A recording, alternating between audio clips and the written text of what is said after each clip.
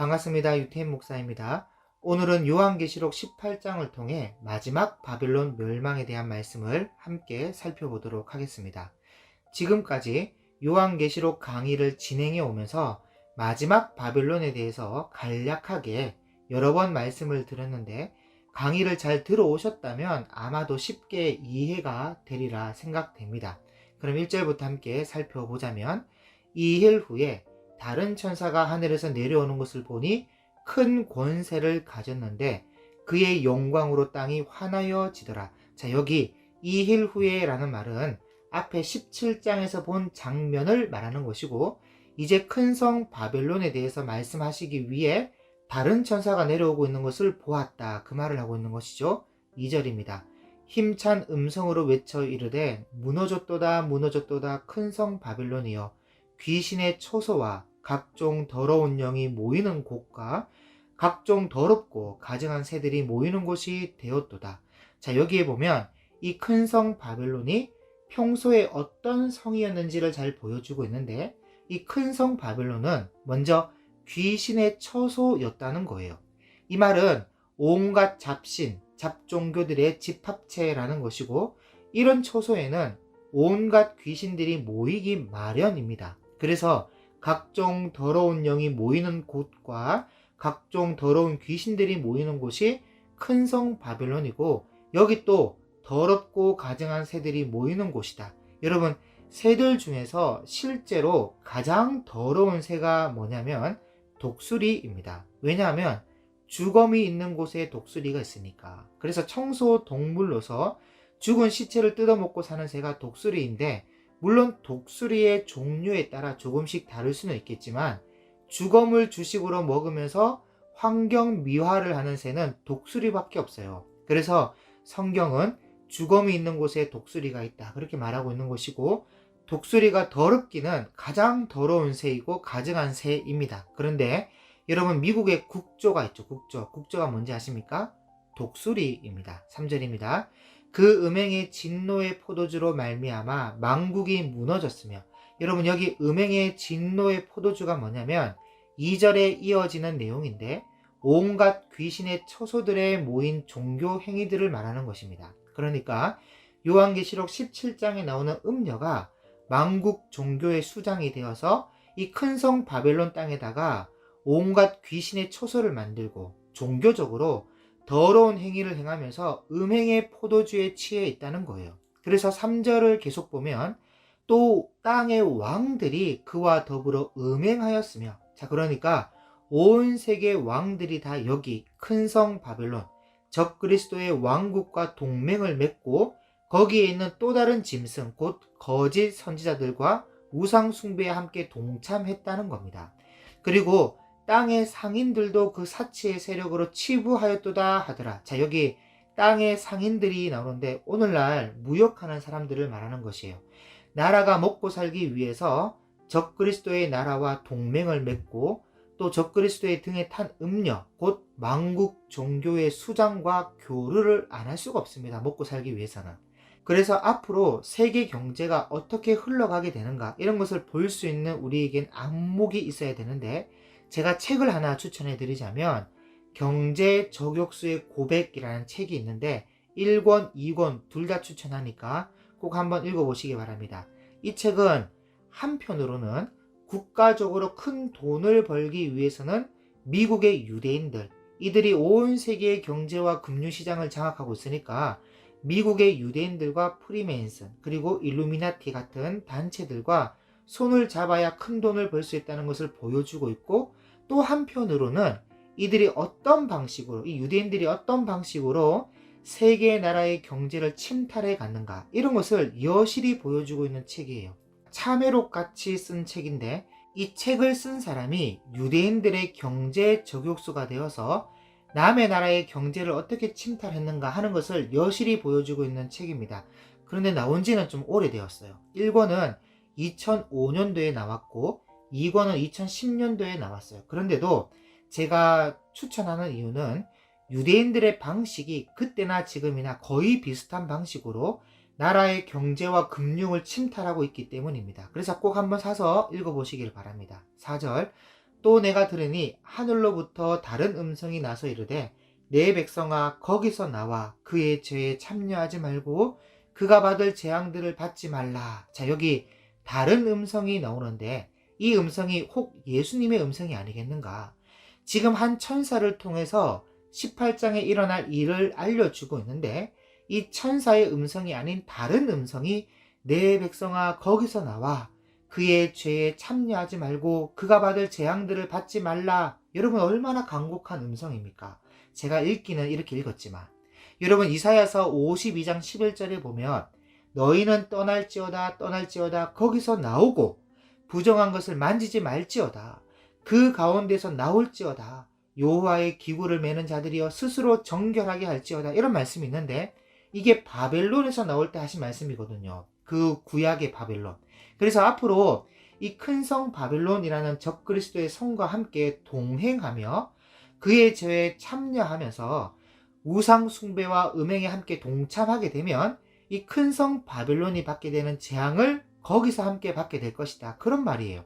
그런데 사실 이때는 성도들이 다 휴거하고 없을 때거든요. 그런데 이런 말을 하고 있다는 것은 이 성경을 통해서 깨닫는 귀가 있는 자는 지금이라도 빨리 별이 떨어지기 전이든 별이 떨어지고 난 이후든 빨리 그 나라를 떠나서 다른 나라에 가서 살아라 그런 말입니다. 왜냐하면 거기 있다가는 온갖 더러운 사상에 물들 수 있기 때문이죠. 그래서 5절에 그의 죄는 하늘에 사무쳤으며 하나님은 그의 불의한 일을 기억하신지라. 당연히 기억하시죠. 이 나라를 토대로 하여 짐승 적그리스도와 또 다른 짐승 거짓 선지자 거짓 종교로 인하여 믿는 성도들이 얼마나 큰 고통을 당하는데 그걸 기억 안 하시겠습니까? 그래서 반드시 보응하시는데 6절에 그가 준 그대로 그에게 주고 그의 행위대로 갑절을 갚아주고 그가 섞은 잔에도 갑절이나 섞어 그에게 주라. 그가 얼마나 자기를 용화롭게 하였으며 사치하였던지. 여러분 여기 얼마나 자기를 용화롭게 하고 사치하였는가 이런 구절들이 마지막 때의 적그리스도의 나라가 어떤 나라인가를 추측할 수 있도록 하고 있다는 거예요. 그래서 마지막 때에 최고로 잘 살고 가장 힘이 세고 가장 잘 나가며 가장 사치한 나라 어떤 나라일까? 이런 것을 우리는 눈여겨보고 있어야 한다는 겁니다. 그래서 그가 얼마나 자기를 영화롭게 하였으며 사치하였든지 그만큼 고통과 애통함으로 갚아주라. 그가 마음에 말하기를 나는 여왕으로 앉은 자요 과부가 아니라 결단코 애통함을 당하지 아니하리라 하니. 자, 여러분 여기 나는 여왕으로 앉은 자요 과부가 아니라 결단코 애통함을 당하지 않는다. 이게 무슨 말이냐면 세미라미스라는 여자를 두고 하는 말입니다.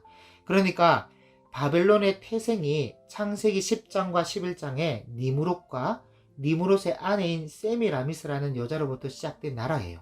그런데 남편 니무롯이 일찍 죽고 그의 아내인 세미라미스가 바벨론의 여왕으로 다스리는데 어느 날 이 여자가 남편 없이 사생아를 낳아서는 그 아들을 담무스라고 이름을 짓고 자기 남편 니무롯이 환생하여 태어난 아들이라고 사람들을 속입니다. 그런데 워낙 이 여자가 뛰어난 여자였기 때문에 모든 백성들이 다 이 말을 믿었어요.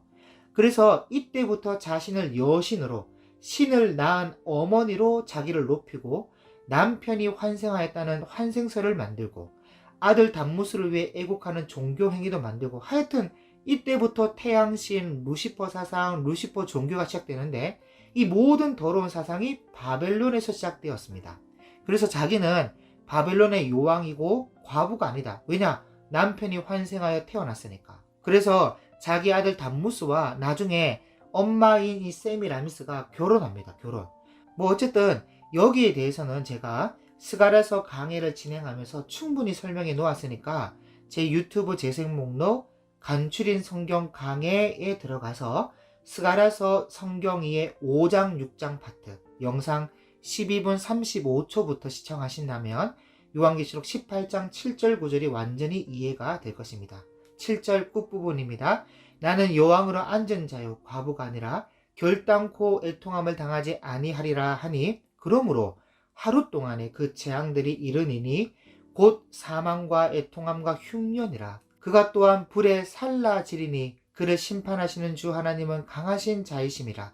그와 함께 음행하고 사치하던 땅의 왕들이 그가 불타는 연기를 보고 위하여 울고 가슴을 치며 그의 고통을 무서워하여 멀리 서서 이르되 화 있도다 화 있도다 큰 성 견고한 성 바벨론이여 한 시간에 내 심판이 이르렀다 하리로다. 그러니까 순식간에 큰 성 바벨론에게 큰 재앙이 임한다는 것이죠. 자기들이야 결단코 애통함을 당하지 않는다고 떠들어도 심판하시는 주 하나님은 강하신 분이십니다. 그래서 그냥 순식간에 한 시간에 무너지는데, 여러분 요한계시록 16장에서 살펴봤던 것처럼 천사가 7번째 진노의 대접을 이 땅에 부으니까 16장 18절에 보면 번개와 음성들과 우레 소리가 있고 또 큰 지진이 있어 얼마나 큰지 사람이 땅에서 온 이래로 이같이 큰 지진이 없었더라. 그래서 얼마나 큰 지진이냐, 큰 성이 세 갈래로 갈라지고 만국의 성들도 무너지니 큰 성 바벨론이 하나님 앞에 기억하신 바 되어 그의 맹렬한 진노의 포도주 잔을 받음에 각 섬도 없어지고 산악도 간데 없더라. 그러니까 큰 성 바벨론이라는 이 짐승의 권자가 순식간에 세 갈래로 갈라질 정도로 큰 지진이 일어나는데 섬이 없어지고 산악도 간데 없이 사라질 만큼 큰 지진이 순식간에 한 시간에 다 일어난다는 겁니다. 그래서 본문 11절에 땅의 상인들이 그를 위하여 울고 애통하는 것은 다시 그들의 상품을 사는 자가 없음이라. 당연하죠. 이 마당에 무슨 무역이고 무슨 상품을 사고 팔고가 있겠습니까? 그래서 그 좋은 상품들이 다 무용지물이 되는데 12절 보세요. 그 상품은 금과 은과 보석과 진주와 세마포와 자주 옷감과 비단과 붉은 옷감이요 각종 향목과 각종 상아 그릇이요 값진 나무와 구리와 철과 대리석으로 만든 각종 그릇이요 계피와 향료와 향과 향료와 유향과 포도주와 감람류와 고운 밀가루와 미리오 소와 양과 말과 수레와 종들과 사람의 영혼들이라. 자, 여러분 여기 종들과 사람의 영혼들이라, 이게 여러분 마지막 때엔 사고 파는 상품으로 나오는데요, 마지막 상품으로 기록되어 있죠. 그런데 여기서 사람의 영혼들이 뭐냐, 사실 종들이라는 표현이 없었다면 그저 노예들이구나 하겠는데, 문제는 종들이라고 따로 있단 말이죠. 그럼 사람의 영혼들이란 뭘까? 이건 정확하게 알 수 없지만 추측을 좀 해보자면, 여러분 온갖 기적과 이적을 일으키는 악한 영들이 활동하는 이때죠. 그때는 어떤 마술 같은 사탄 마귀의 강력한 술수가 난무할 수밖에 없습니다. 그래서 이게 진짜 사람의 영혼이다 그렇게 말을 할 수는 없겠지만 술수로 사람을 속이는 어떤 비슷한 사람의 영혼 같은 것이 있지 않겠는가, 그렇게밖엔 추측이 안 됩니다. 예를 들면 또 다른 짐승이 사탄에게 큰 권세를 받아서 우상을 만들었는데 우상이 직접 말을 한단 말이죠. 우상이 인격이 있는 것처럼 말을 한단 말이죠. 그런데 우상에는 영혼이 없잖아요. 그런데 우상이 말을 할 수 있는 그런 기적이 일어난다고 했을 때엔 지금 우리는 알 수 없는 사탄 마귀의 강력한 술수로 인하여 사람의 영혼이 비치는 다른 어떤 것이 있지 않겠는가, 그렇게밖에는 설명할 길이 없어요. 14절입니다. 바벨론아, 내 영혼이 탐하던 과일이 내게서 떠났으며 맛있는 것들과 빛난 것들이 다 없어졌으니 사람들이 결코 이것들을 다시 보지 못하리로다. 그럼요, 다시는 못 봅니다. 바벨론으로 말미암아 치부한 이 상품의 상인들이 그의 고통을 무서워하여 멀리 서서 울고 애통하여 이르되 화 있도다 화 있도다 큰 성이여 세마포 옷과 자주 옷과 붉은 옷을 입고 금과 보석과 진주로 꾸민 것인데 그러한 부가 한 시간에 망하였도다. 모든 선장과 각처를 다니는 성객들과 선원들과 바다에서 일하는 자들이 멀리 서서 그가 불타는 연기를 보고 외쳐 이르되 이 큰 성과 같은 성이 어디 있느냐 하며 티끌을 자기 머리에 뿌리고 울며 애통하며 외쳐 이르되 화 있도다 화 있도다 이 큰 성이여 바다에서 배 부리는 모든 자들이 너의 보배로운 상품으로 치부하였더니 한 시간에 망하였도다. 여러분 이 나라가 어느 나라인가는 제가 앞에서 미국이라고 계속 말씀을 드렸지만 우리가 헷갈릴 수 있는 것이 뭐냐, 별이 떨어지기 전의 나라와 별이 떨어지고 난 이후 적그리스도가 원상복귀시킨 나라가 같은 나라인가, 이것이 헷갈릴 수 있잖아요.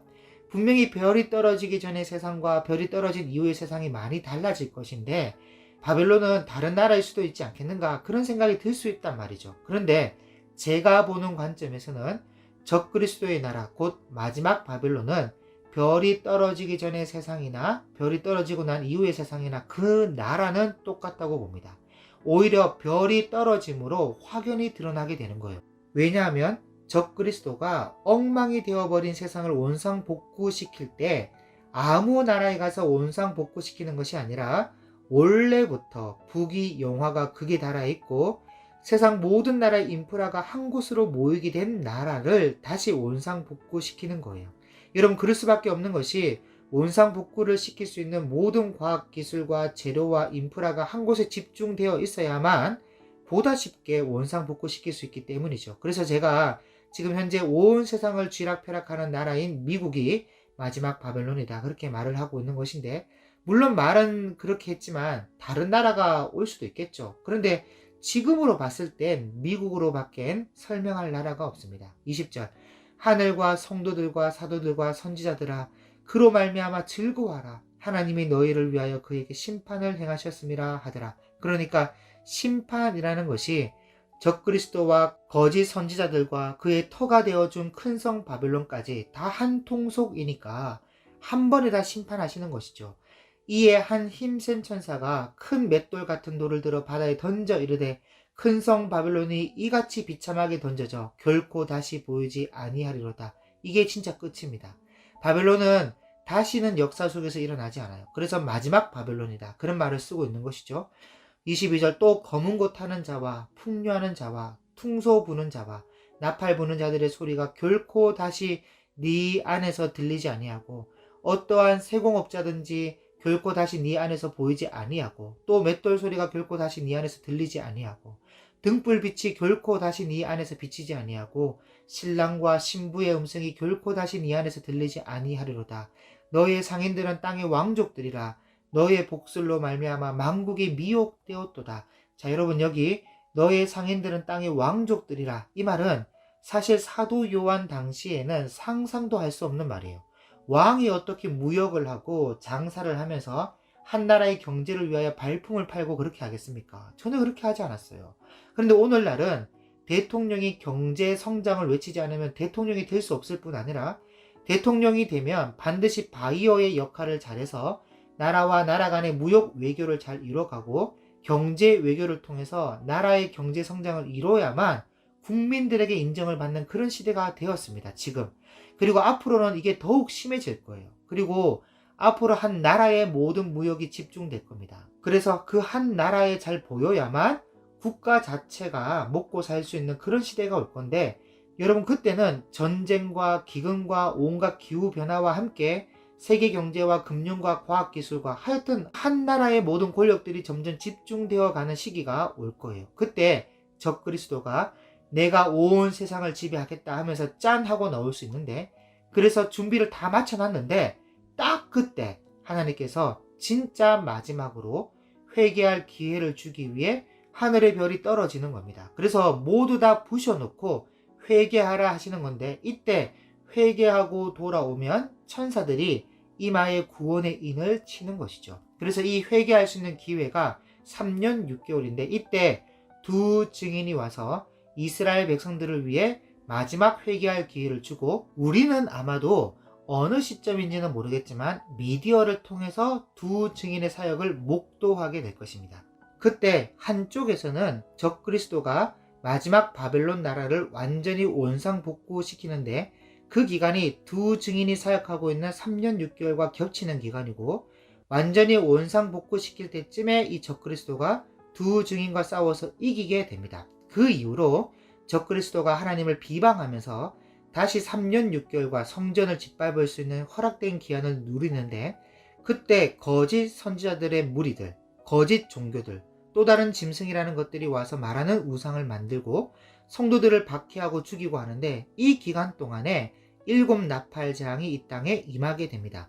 그리고 마지막 나팔 3년 6개월이 끝나갈 때 7번째 나팔과 함께 성도들은 휴거하게 되고, 이 땅에 남은 사람들은 대접장이 임하는데, 이 대접장이 임하는 동안 적그리스도가 음녀를 잡아먹고 큰 성 바벨론이 무너지게 됩니다. 그리고 난 뒤에 예수님께서 재림하여 오시고 제일 먼저 오시면서 적그리스도와 거짓 선지자들을 잡아다가 심판하는 보좌를 베풀 필요도 없이 바로 산채로 불과 유황이 타는 불못에다가 집어 던져 넣습니다. 그리고 다른 불신자들은 모두 죽이시는데, 이런 순서가 마지막 때 일어날 일에 대한 순서입니다. 이해가 되시죠? 그리고 23절 끝에 너의 상인들은 땅의 왕족들이라 내 복술로 말미암아 만국이 미혹되었도다. 자, 여러분, 이때는요, 얼마나 더러운 영들이 많이 활동을 하는지, 아무리 하나님께서 맘 놓고 활동하도록 허락했다 하더라도 심할 정도로 기적과 이적과 복술이 난무하고, 그때 한 나라를 대표하는 대통령이 된다는 것은 이 악한 영들에게, 그러니까 적그리스도와 또 다른 짐승과 우상에게 복종하여 어떤 영적인 능력을 받은 사람들이 왕이 될 수 있습니다. 그래서 이들이 복술로 만국 사람들을 미혹했다는 거예요. 24절입니다. 선지자들과 성도들과 및 땅 위에 죽임을 당한 모든 자의 피가 그 성중에서 발견되었느니라 하더라. 이렇게 해서 여러분 18장이 끝나는데, 저와 여러분은 한 성도로서 앞으로 미래에 큰 박해가 준비되어 있다는 것을 이런 말씀을 통해서 알고 있고, 믿음과 말씀을 우리는 잘 준비할 필요가 있습니다. 그리고 하나님께서는 반드시 성도들의 피, 순교자의 피를 신원하여 주신다는 것을 위로로 삼으시고 항상 믿음의 인내로 승리하는 삶이 되시기를 주님의 이름으로 축복합니다. 감사합니다.